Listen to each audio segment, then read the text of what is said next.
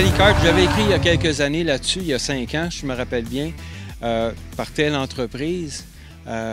Maintenant, où vous en êtes rendu là? Bien, gros procédé de maturation. On est parti d'une compagnie qui faisait les véhicules un par un processus un petit peu plus artisanal, à une production qui va maintenant être en série. Ce qui veut dire qu'on a investi 3 ans et demi avec des firmes d'ingénierie, des firmes de design pour être certain que notre véhicule puisse être répliqué et dans le fond, augmenter considérablement la production. Parce que là, on a ouvert distributeur Mexique, distributeur États-Unis. On travaille avec des ouvertures pour l'Europe. Au Québec aussi, on a un concessionnaire qui s'occupe Québec-Ontario-Maritime.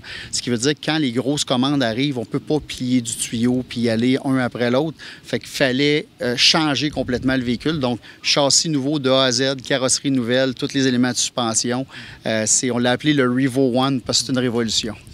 Et là, on s'entend, on est purement dans le récréatif. Il n'y a rien sur la route avec ça. Là. On est dans le pur plaisir à tout le monde au Québec. Par contre, on en a qui s'en vont au Mexique et ça prend klaxon, clignotant et ça va rouler dans la rue au Mexique. États-Unis, un peu plus complexe à cause de l'EPA.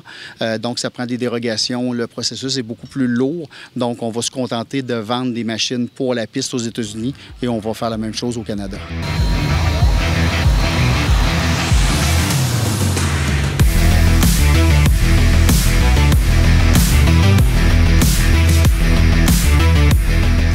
On part avec un châssis tubulaire qui est notre propre châssis. Motorisation, c'est Suzuki Hayabusa, donc un moteur d'autour de 200 chevaux. Qui a un collecteur d'échappement qui est revu, toute la gestion électronique, c'est ce qu'on appelle standalone, donc c'est un ordinateur qui est programmable de A à Z. Fait que ça fait une machine qui pèse 1050 livres pour autour de 200 chevaux. Boîte séquentielle 6 rapports, maintenant un différentiel à glissement limité, des gros freins. Donc on allie puissance, transmission qui est vraiment agréable, l'agilité un peu d'une formule et la fiabilité d'une auto pas compliquée. On a 2 façons de l'acheter. Il y a le modèle Race Ready, donc tout complet, on met de l'essence, on part, c'est 85 000 $. Et il y a la version Kit Car, qui est essentiellement les éléments de sécurité, le châssis soudé, la carrosserie, les éléments de suspension de base et notre système de différentiel reculon. Ça commence à 40 000 $. Donc, pour les gens un petit peu débrouillards ou des gens qui trouvent que les plaques coûtent trop cher pour leur moto sport, bien, ils peuvent acheter un Kit Car, prendre les éléments mécaniques de leur moto, installer ça là-dessus, puis rapidement, ils vont avoir une machine quand même passablement moins chère qu'ils vont pouvoir rouler. J'imagine qu'il va y avoir éventuellement peut-être une série ou une série de compétitions là, en Rally Kart. On travaille sur ça, parce que ce qu'on voulait au début, c'est créer une masse critique de véhicules pour que les promoteurs de séries et les pistes de course aient de l'intérêt envers nous, et c'est ce qui arrive cette année. Donc là, ça change la dynamique complètement. On a commencé au début, petit train va loin par se faire approuver sur tous les circuits. Et là, au début, c'était c'est une drôle de bébite, on la connaît pas encore, est-ce que c'est sécuritaire?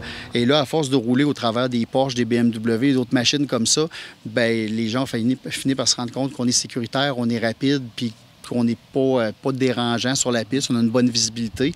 Donc là, maintenant, la prochaine étape, c'est de partir du lapping et de créer des séries de courses. Le manufacturier ne le fera pas, mais on va appuyer des promoteurs indépendants qui désirent le faire. Et pour terminer, est-ce que tu as déjà pensé ou flirté avec l'idée d'un moteur électrique? Absolument. On a déjà fait du travail avec certaines firmes d'ingénierie pour commencer à regarder. Ce qui nous avait bloqué, c'était le poids des batteries au début et le côté recharge. Parce que les pistes de course, malheureusement, la plupart n'ont aucun équipement pour recharger. Donc, on avait pensé peut-être avoir des systèmes de plusieurs batteries qui sont interchangeables. Le problème, c'est que pour avoir suffisamment d'autonomie et de vitesse, les batteries étaient très lourdes à manipuler. Donc, on a remis un petit peu plus tard en souhaitant que la technologie s'améliore puis ça va à une vitesse folle pour avoir des batteries qui sont plus compactes, plus légères, pour garder le but de base, qui est un véhicule autour de 1000 livres, très puissant. Et il y a un petit bémol avec les pistes de course. Ils ont eu des incendies sur certains circuits et malheureusement, ils sont souvent pas équipés pour éteindre un véhicule électrique. Donc, il y a des pistes qui ont commencé à dire, pour l'instant, on les accepte pas. On verra dans le futur, mais on a une compagnie avec qui on s'entend bien aux États-Unis qui a décidé de lancer une production 100% électrique maintenant. Donc, je regarde un peu leur succès aux États-Unis, voir si ça va bien, voir comment c'est reçu. Puis, si on voit que ça va bien, on va relancer l'idée pour embarquer là-dedans pour vrai. En tout cas, on voit que tu es un vrai pro. Carl, merci beaucoup pour l'entrevue. Merci beaucoup, c'est gentil de te déplacer.